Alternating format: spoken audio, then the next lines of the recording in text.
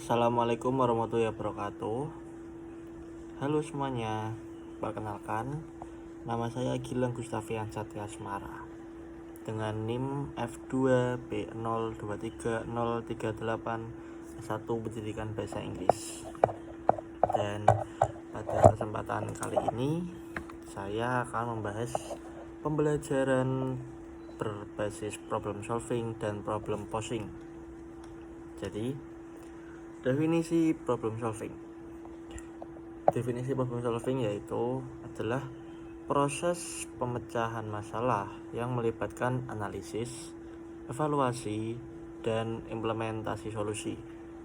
Jadi, langkah-langkahnya seperti yang pertama, mengidentifikasi masalah. Lalu yang kedua, menganalisis penyebab masalah tersebut. Yang ketiga, mencari solusi. Dan yang keempat, mengevaluasi dari solusi tersebut. Misal, contohnya dalam kehidupan sehari-hari seperti di kelas. Misal, kelas kita sedang kekurangan seperti misalnya kurang sapu atau kurang pel.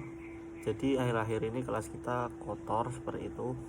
Maka yang pertama, kita akan mengidentifikasi masalah tersebut. Kelas kita kotor, lalu penyebabnya apa kelas kita kotor?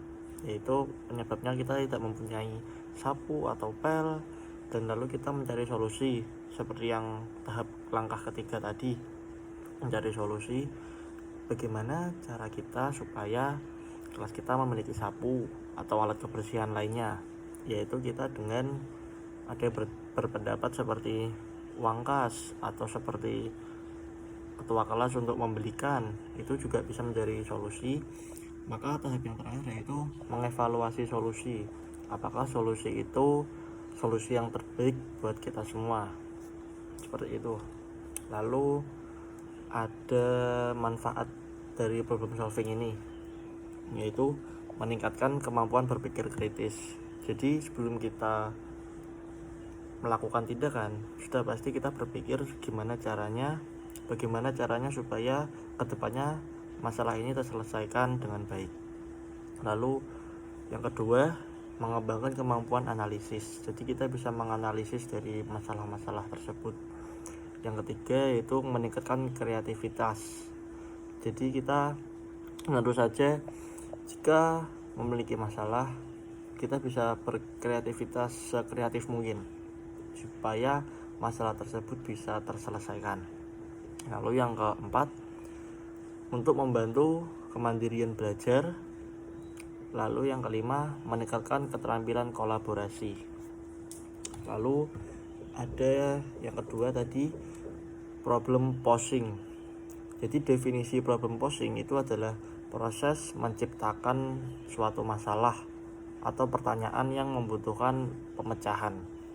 Jadi langkah-langkahnya yaitu mengidentifikasi kebutuhan. Lalu setelah mengidentifikasi kebutuhan, kita membuat pertanyaan. Yang kedua, membuat pertanyaan. Lalu yang ketiga, mengembangkan hipotesis dari pertanyaan-pertanyaan tersebut. Lalu yang tahap terakhir, tahap 4, menguji hipotesis.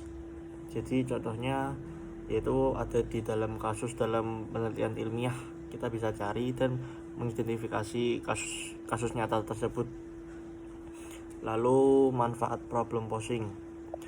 Manfaat dari problem posing itu yang pertama, meningkatkan kemampuan berpikir kritis, sama seperti problem solving.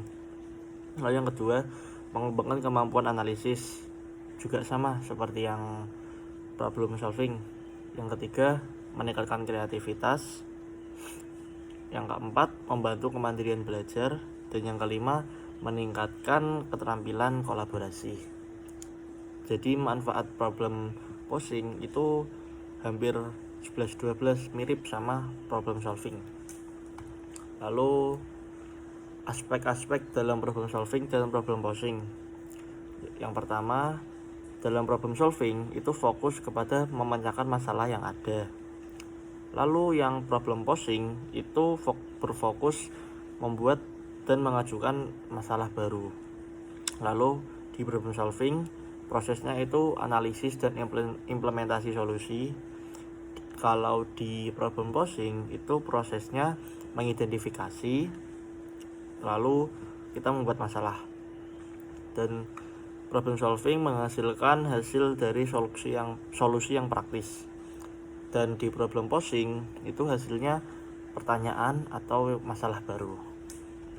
Jadi bagaimana cara kita mengimplementasikannya? Yang pertama, mengidentifikasi topik pembelajaran. Yang kedua, memberikan contoh kasus problem solving atau tantangan dari problem posing. Yang ketiga, fasilitasi diskusi kelompok atau mencari solusi atau pertanyaan. Dan yang keempat, terakhir, mengevaluasi hasil dan merefleksi proses tersebut. Jadi apa kesimpulannya? Kesimpulan pembelajaran berbasis problem solving dan problem posing adalah dua pendekatan yang sangat penting untuk mengembangkan keterampilan berpikir kritis, kreatif, dan mengasah analisis siswa. Problem solving fokus pada kemampuan siswa untuk menyelesaikan masalah dengan cara yang terstruktur dan sistematis. Sedangkan problem posing mengajak siswa untuk lebih aktif dan menciptakan masalah atau merumuskan masalah yang dapat memperdalam pemahaman mereka terhadap konsep yang dipelajari.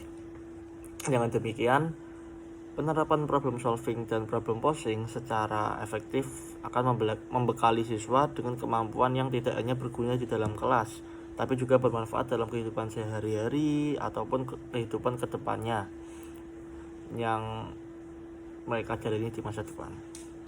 Jadi itu tadi teori pembelajaran problem solving, pembelajaran berbasis problem solving dan pembelajaran berbasis problem posing ya. Dan itu yang bisa semua saya sampaikan.